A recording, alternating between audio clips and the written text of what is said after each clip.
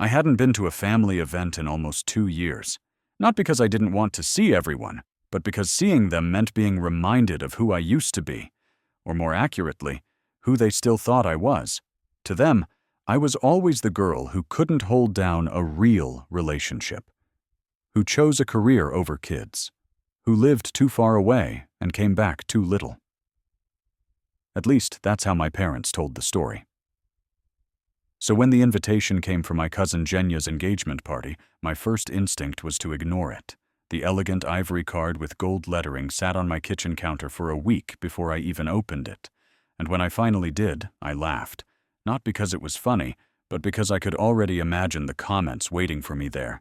The snide remarks, the playful jabs, the subtle eye rolls over wine glasses. A whole room full of people I was technically related to, but emotionally estranged from. Still, IRSPED yes. Maybe part of me was hoping things would be different this time. Maybe I was tired of feeling like the outsider. Or maybe I just didn't want to give them another reason to say I was avoiding them. Whatever it was, I booked the train, packed my bag, and tried not to think too hard about the decision. "You're really going?" asked my best friend Katya over the phone. "Yes," I replied quietly. "I think I need to." Katya sighed on the other end. "Don't let them get to you again," she said. "They always make you feel like crap." "They don't even try," I murmured. "It's just natural for them." There was silence. Then she added, "Do you want me to text Nikita? Tell him to go with you?" "No," I said quickly. "I'm not dragging him into this. He's not some show dog I parade around to prove a point. But they think he doesn't exist. Exactly why I'm not bringing him." I took a breath. I'd rather they think he's a lie than sit there judging him to his face. I could almost hear Katya shaking her head. "You're braver than me," she whispered. Brave. Or stupid. The day of the party, I arrived in my hometown around noon.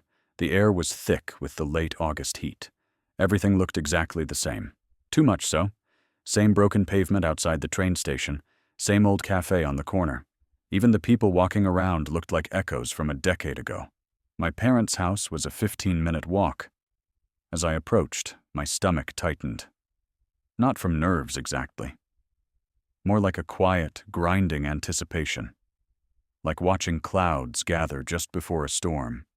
The door opened before I knocked.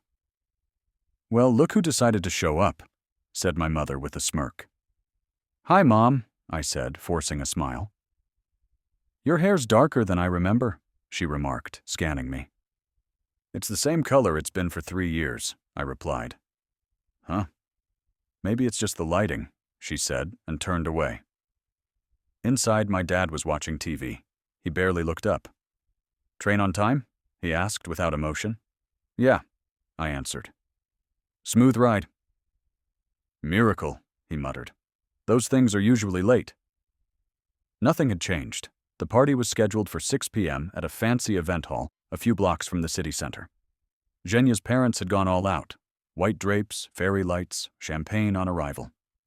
When I arrived, I stood by the entrance for a few seconds, scanning the crowd for a familiar face that didn't make my chest tighten.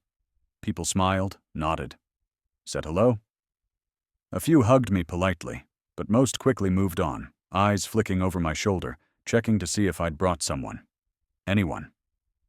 My Aunt Luba approached, glass of white wine in hand. "Still solo, Anna?" she asked with a tilt of her head. "Looks like it," I said evenly. She nodded sympathetically. "There's someone out there for everyone, you know." "I've heard," I replied. "Don't give up hope." She smiled and walked away. I went to the bar and ordered a drink I didn't want. Just something to hold, to make me look busy. I sipped it too fast, felt it hit my stomach like stone. Across the room, Zhenya stood with his fiancé, both glowing. He waved when he saw me and I waved back, genuinely happy for him. At least someone here got to be themselves. My parents arrived late, as usual. My mother was dressed to be noticed, my father in his usual outdated suit. They floated into the room like they owned it. And then, without missing a beat, they saw me. and smiled. Not kindly. I could already feel it brewing. The tension. The comment that would come. The moment they'd find a way to put me on the spot in front of everyone. And I wasn't wrong. The speeches had started. One by one, family members stood to raise their glasses and share loving words about Genya and his bride-to-be. They spoke about tradition, about building a future together, about how love is about timing and commitment. It was all very sweet, very polished. I stood toward the back near a table with mini desserts, trying to be invisible. I had made it this far without incident, blending into the background like wallpaper. But peace never lasts long at these things. I should have known. The microphone passed to my mother. "Well," she began brightly, "as the proud aunt of the groom, I have to say this is a beautiful day for our family." She beamed. Everyone clapped politely. "And seeing Genya here, so handsome and responsible," she continued, "I'm just reminded how proud we are when our children take important steps in life. Marriage, family, roots." I froze. I felt it in my bones. She was winding up. "Some of us," she added with a smile, "are still waiting for their turn. Though I suppose when your fiancé is imaginary, it's hard to set a date." She laughed. There it was, the punchline, the insult wrapped in glitter. Laughter erupted, not the whole room, but enough to make the sting unbearable. I heard my father chuckle. My uncle slapped his knee. "She's still with that invisible programmer, right?" he shouted from his table. My mother raised her eyebrows and nodded. "Oh yes, from Canada, wasn't it?" She grinned. "Or maybe the moon," someone else called out, followed by more laughter. I stared at the floor. Not because I was embarrassed. Not anymore. Because I was trying to stop my hands from shaking. I looked up, slowly. People were still laughing. Some avoided my eyes. Others smiled awkwardly, unsure whether to participate or stay neutral. I spotted Genya across the room, his fiancée whispering something in his ear. He didn't look amused. Then came the final blow. My dad lifted his glass. "To Anna," he said. "May her boyfriend one day show up and prove us all wrong." He smirked. That one landed. Everyone laughed harder. Even the DJ cracked a smile. I didn't move. I didn't smile. I didn't even blink. Inside, something was cracking. Something old and tired and quiet. Something that had always told me to just swallow it, to not make a scene, to wait until the car ride home and cry with dignity. That voice was gone. I placed my glass down on the table, carefully. I walked toward the center of the room. Heads turned. The music had lowered, the timing just right for maximum silence. I stood next to my mother, reached out, and gently took the microphone from her hand. "Thanks, Mom," I said quietly. Really touching words. I added with a straight face. The silence was electric. My father looked up, confused. A few people shifted in their seats. I could hear someone whispering, "What's she doing?" "I know I'm not the star of the night," I began. "And I don't want to take attention from Genya. But since I've been brought up so generously, I thought I'd clarify a few things," I said slowly. My mother opened her mouth, but I held up a hand. "Just a minute," I added gently. "Let me finish." I looked around the room. Faces stared back, some amused, some uncomfortable, a few curious. "I do have a boyfriend," I continued. "His name is Nikita. He's real. He's kind, brilliant, and supportive in ways I never knew I deserved." A murmur rolled through the crowd. "He didn't come tonight," I added, "because I asked him not to. I didn't want him to meet this version of my family, the one that laughs at people they're supposed to love."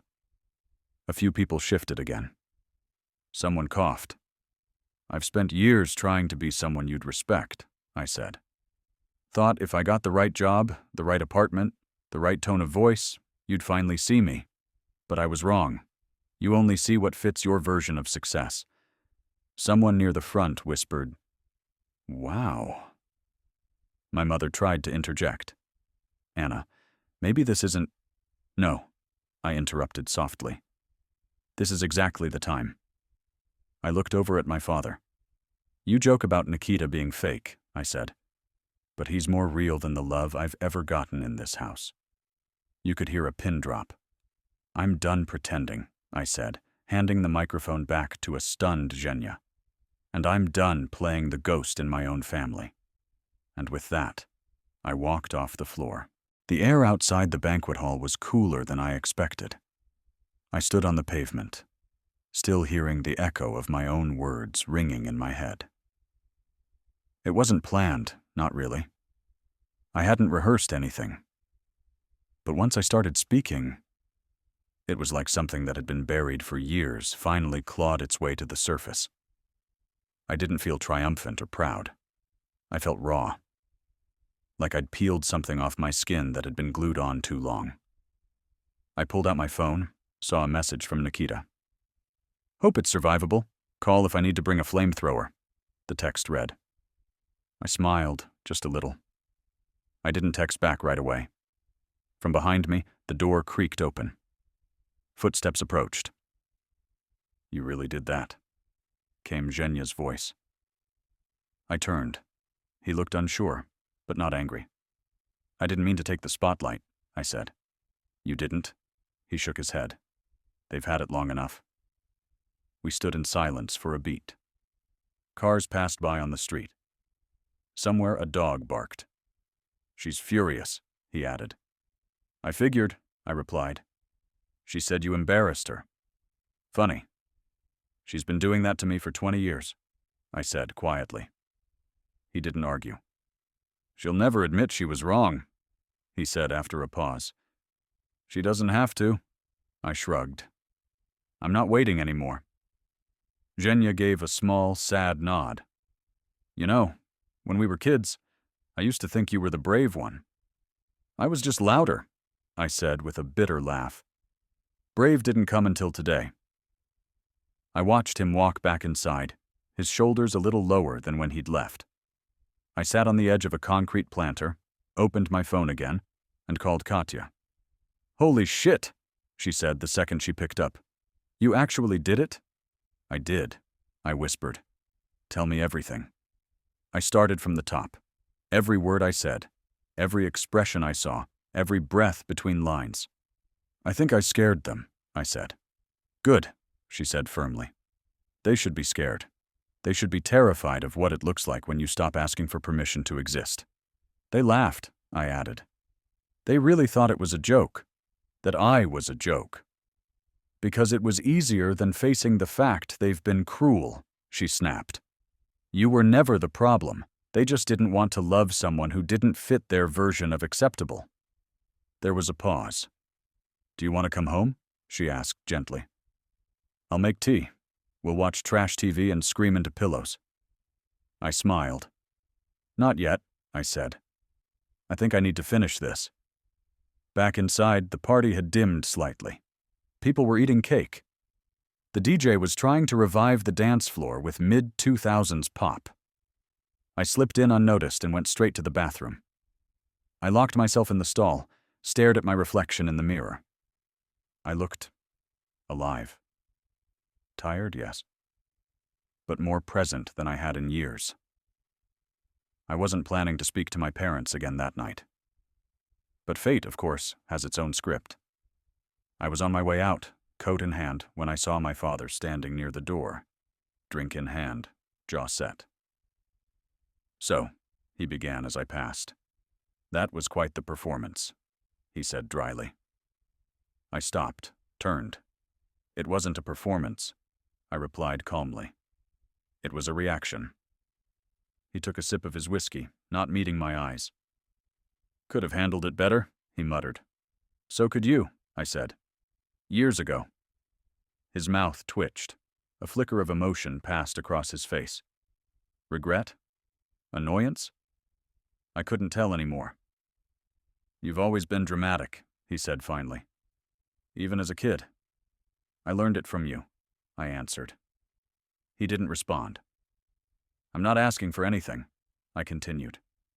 Not forgiveness, not understanding, just space to be who I am without constantly being mocked for it. You take things too seriously, he murmured. No, I corrected. I take myself seriously, and that's new for me. I didn't wait for a reply. I walked past him, straight into the cold again. The next morning, my phone had 10 unread messages, 3 from my mom, 2 from my dad, the rest from random cousins and aunts, some supportive, others passive-aggressively vague. Hope you're feeling better today, one read. Everyone gets emotional sometimes. Another. Maybe next time we can all just talk calmly? And from my mom, you embarrassed me. You embarrassed your father. If you want to apologize, call. I didn't reply to any of them. Instead, I called Nikita. Still breathing? He asked. Barely, I said. Want to meet me halfway? Already on the road, he said. We met at a small cafe off the highway. When I saw him, I nearly collapsed into his arms. I made a scene, I whispered. Good, he said. Let them choke on it. He held my hand across the table while I picked at a croissant. I feel like I burned a bridge, I said. Maybe. He nodded. But maybe it was never a bridge. Maybe it was a cage. I stared at him. And for the first time in a long time, I didn't feel small. I didn't feel like someone who needed fixing or defending. I felt real. The days that followed were quiet. No new messages from my parents. No apologies. Just silence, which was louder than any insult they'd ever thrown at me. Katya sent memes. Nikita sent love. And I went back to work, back to my life. But everything had shifted. The ground under my feet felt firmer, like I was finally standing on my own name. It was a Wednesday when the letter arrived. Not a text, not an email. A real handwritten letter from my mother. I stared at it for a long time before opening it. Inside was a single sentence. We didn't realize how far away you really were. That was it. No signature, no warmth. Just a statement. I folded it neatly, put it back in the envelope, and placed it in a drawer I rarely opened. Nikita sat beside me on the couch that night. We were watching an old movie, his arm around my shoulders. Do you regret it? He asked softly. No, I said. I just wish I'd done it sooner.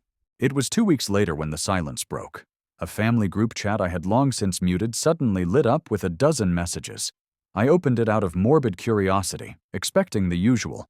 Pictures of someone's baby, another forwarded meme from an uncle who thought the internet peaked in 2011. But this time, it was different. Aunt Luba had written, "We should really talk about what happened at the party. Then, maybe clear the air before the holidays." A few others chimed in, vague agreements, soft nudges toward reconciliation.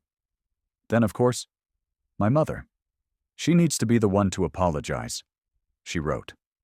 She hijacked a special night for herself. It was supposed to be about Zhenya. That last line did something to me. I stared at it, rereading it again and again. It wasn't just the words. It was the certainty. The way she'd written it as fact. Like I'd committed some kind of selfish crime by finally saying something after years of enduring her insults. My fingers hovered over the keyboard, and then I typed, "Hijacked? You made me a punchline. I just stopped laughing." I pressed send. The typing dots appeared, disappeared, then came back. "This isn't how adults resolve things," she wrote. I stared blankly at the screen. I almost laughed. Then I wrote back, "Exactly. Which is why I'm done resolving things with people who never admit they were wrong." I left the chat. That night, as I sat on my balcony watching the city light up beneath the dusk sky, I felt it again.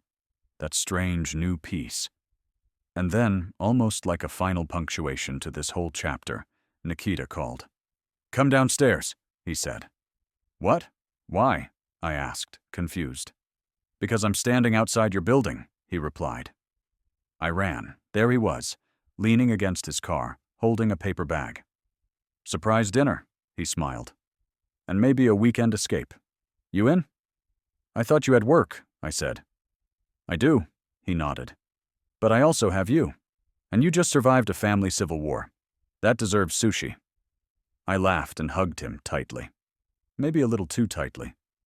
He noticed. You okay? He asked gently. I will be, I whispered. We drove for 2 hours, no destination, just music and silence, and the kind of space that lets you breathe again. Eventually, we ended up at a small lake, sat on the hood of the car, watching the stars blink through the clouds. You know, I said, if I ever go back to another family gathering, it'll only be on one condition. Tell me, Nikita said. They call you imaginary one more time. And you walk in holding a fog machine and wearing a wizard robe, I teased. He burst out laughing. Deal, he grinned. Then, more seriously, he added, but only if you're ready. I'm getting there, I said. And I meant it. The next morning, I woke up to an email. Subject line: Family Reconciliation Dinner. It was from Zhenya. He wanted to host a quiet evening, just immediate relatives, nothing formal. He wrote that he missed me, and he didn't want to pick sides. He just wanted us to be able to sit at the same table again. I sat with the email for an hour. Then I replied, I'll come. But only if no one tries to fix me. I'm not broken. He wrote back instantly. Deal. The dinner was held at his place. When I arrived, Nikita by my side, there was a flicker of tension in the room. My mother barely looked at me. My father nodded once, curtly. But Zhenya greeted us like we were royalty. The meal was awkward, quiet. People tiptoed around real conversation, commenting on the food, the weather, the latest show on Netflix. Then, halfway through dessert, my mom finally spoke. So, she began, not looking at me. You're really with this young man? Nikita squeezed my hand under the table. Yes, I answered. And you're serious? She asked. Yes, I said again. She sipped her tea, her expression unreadable. You could have told us, she said after a pause. I did, I said simply. You just laughed. There was a long silence. Then she looked up. I didn't mean to hurt you, she said. I blinked. The room was still. That wasn't an apology, I said calmly. I'm not good at those, she muttered. Then learn, I replied. Another silence. I'm trying, she said finally. I nodded. That's a start, I said. After dinner, as we put on our coats, my dad walked over. He's a good guy, he said, motioning toward Nikita. I know, I replied. You've changed, he added. No, I said. I've just stopped hiding. He nodded once more. This time, slower. As Nikita and I walked out into the night, I felt the cold on my cheeks, the weight of what had just happened. It wasn't forgiveness, not yet. But maybe it was the first step toward something that wasn't war. You were brilliant in there, Nikita said. I wasn't trying to be, I replied. Exactly why you were, he smiled. And under the dim streetlights, with the scent of winter creeping in, I allowed myself to believe that maybe, just maybe, the story could shift. A few months passed. Winter melted into spring, and with it, something inside me thawed too. Not all at once, not in some grand, sweeping gesture, but in small, quiet ways, like the first signs of green poking through the frost. My world felt warmer, safer. Not because things with my family were magically fixed, but because I stopped making their opinion the center of my universe. Nikita and I moved into a new apartment. Nothing fancy, but it had big windows, lots of light, and a tiny balcony just big enough for 2 chairs and a little table. On weekends, we'd drink coffee out there, watching the neighborhood wake up. Sometimes we talked, sometimes we didn't. But it always felt like home. At work, I landed a promotion. Lead on a new project. Bigger team, bigger pressure. But it felt good. Like I wasn't just chasing something anymore, but finally building something that was mine. One morning, I got a message from Zhenya. "Mom's birthday dinner this Saturday. Small group." "She asked if I thought you'd come," he wrote. I stared at the message for a long time. "Only if it's truly a dinner, not a stage," I replied. He responded with a thumbs-up emoji and no mics this time, I promise. Saturday came. Nikita had a business trip, and I decided to go alone. Not out of obligation, but because I felt like testing something. Not them, but myself. Could I sit in the same room and not shrink? The dinner was fine. No dramatic speeches. No thinly veiled jabs. Just soup, roast chicken, and awkward small talk. My mother didn't say much, but she didn't insult me either. That, strangely, felt like progress. At one point, she asked if I wanted more tea. "Yes, thank you," I said gently. She poured it without a word. Small steps. The next day, I posted a photo. Nothing flashy. Just Nikita and me on the balcony, mugs in hand, soft smiles. The caption read, "Turns out he's not imaginary after all." The comments rolled in. Friends cheered. A few relatives left heart emojis. One cousin wrote, "You look happy." Like, real happy. And I was. Later that week, I got a handwritten card in the mail. The envelope was familiar. My mother's script. Inside was a short note. "I still don't know how to say the right things, but I want to try. If you ever feel like having lunch, let me know." I sat with the card in my hands, not sure what I felt. Not joy, not forgiveness, but maybe possibility. That night, Nikita found me on the balcony. "You're quiet," he said softly. "My mom sent a card," I murmured. "Nice or nuclear?" he asked. "Nice," I said. Strangely. He kissed the top of my head. "You okay?" he asked. "I think I'm free," I whispered. "Not a bad way to feel," he smiled. I looked out at the street, the way the lamplight hit the sidewalk. My life was still messy in parts, some wounds still tender. But I wasn't hiding anymore. I wasn't performing. I was just living. And that was enough. Thanks for watching.